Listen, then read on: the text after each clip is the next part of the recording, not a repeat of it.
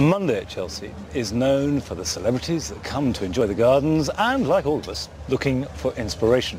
Now, new to this year's coverage of Chelsea is an invitation that we're issuing to special guests and their mothers to have a look around the show. And I'd like to, first of all, to welcome Benedict Cumberbatch and his mother, Wanda. Now, very, very big welcome to Chelsea. Thank you. Do you come often? Do you come always?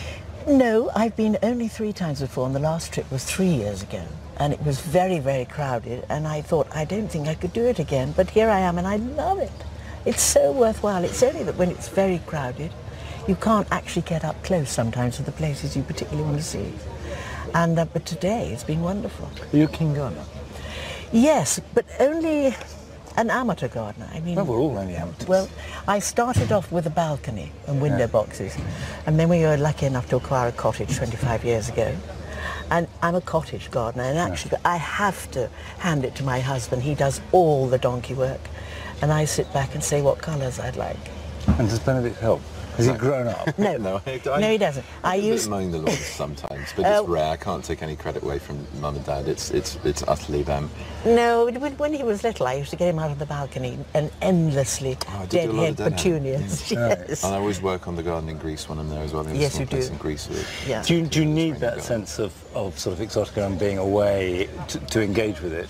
No, not at all. I mean, I have a roof terrace myself, and you know, what's remarkable about any kind of outdoor space, I think, in London is the immediate sense of calm and distraction and sort of contemplation it gives you, which is sort of vital in what I do, and the pace of life at the moment. So it's something that I try and seek out. I live somewhere, I'm not far from Hampstead Heath, which is this wonderful wild woodland, ancient woodland, and it's one of the many beautiful London lungs, as they're called, these great parks that we have. But it's utterly, it's so far removed from London. There are times when you're walking there, you can hardly see a plane, you don't see anybody else for 10 minutes at a stretch. And that's very restorative. But even in a smaller space, you know, to be able to be outside.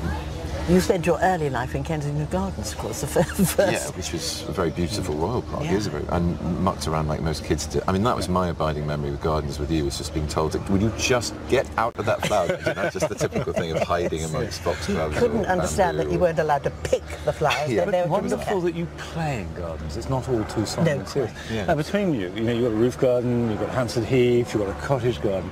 You had a look around earlier, so let's see what you picked.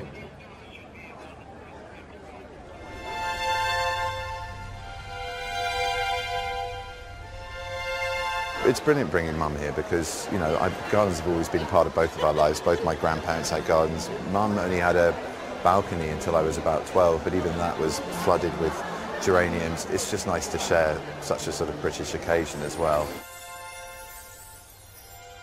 The white and the pale salmony pink, isn't that beautiful? It's stunning. Feel the Morrissey in me coming out. Get a hold of them and launch them into a crowd. I've always thought of gladiators as being very... I'm very camp flowers. very bright but that's wonderfully subtle. I didn't know. Actually, that's a beautiful colour. Salmon pink. Oh, they are incredible. Stunning. Beautiful. Too big for our gardens. Yeah, way too big.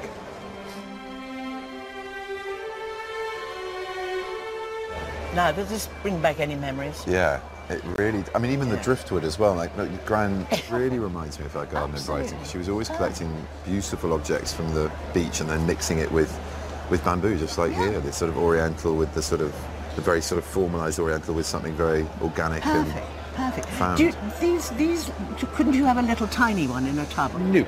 No.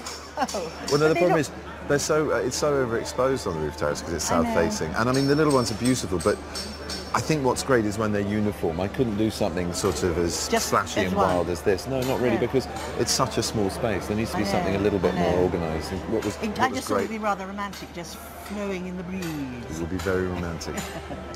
But I think I need a bigger roof terrace. Yes, you do.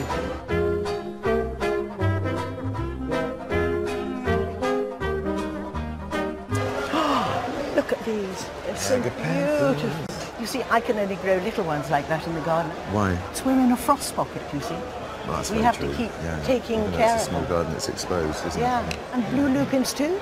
Lupins, wow. These are amazing, aren't they? Yeah. Lovely, but you see, you can't get a solid blue. No. But I've got a huge clump at the cottage. Would you like me to come down there? I do kind of love that. I mean, again, like the gladiolo, they're a little bit camp, but... I didn't know they were called Persian slippers. Old man's fingers, the ruder term for them, isn't that? Isn't that what Shakespeare calls them? I think so. Maybe I got my flowers muddled. I love the colours of this one, how it goes from darker to lighter at the top of the stone. It's just beautiful, isn't it? Absolutely lovely. I always choose blue and white because I love the white at night because just as the light's going, it's like a highlight, isn't it? It lovely. sort of sticks out and glows. Really beautiful. Beautiful.